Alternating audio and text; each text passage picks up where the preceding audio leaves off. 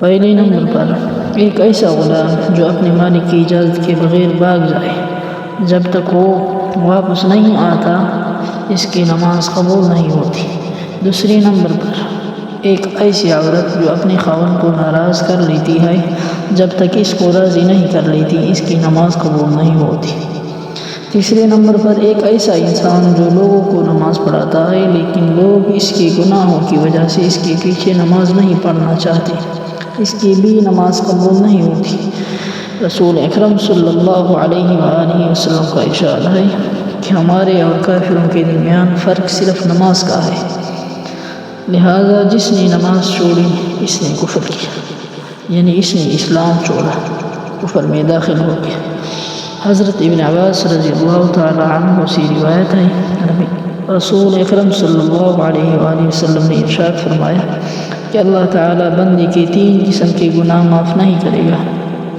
ان گناہوں کے علاوہ جس قدر گناہ ہوں گے اللہ تعالی معاف کر دے گا، لیکن ان 3 گناہوں کو اللہ کبھی معاف نہیں کرے گا۔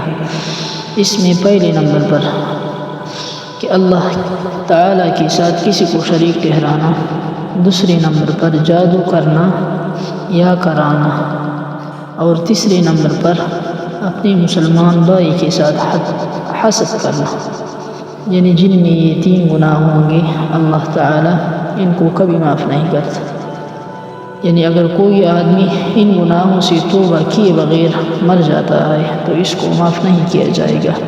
ان گناہوں کے علاوہ جتنے اور زیادہ گناہ ہوں گے اللہ تعالیٰ ان کو معاف کر دے گا، مگر ان گناہوں کو معاف نہیں کرے گا۔ شرک کرنا اس قدر سنگین جرم ہے کہ شرک کرنے والے آدمی کا کوئی عمل قبول نہیں کیا جاتا۔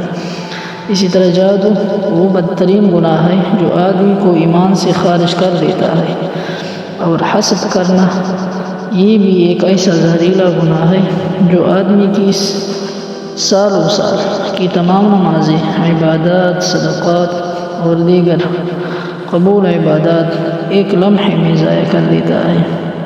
لہذا اللہ تعالی ہم تمام مسلمانوں کو ان گناہوں سے بچنے کی توفیق عطا فرمائے، آمین یا رب العالمین۔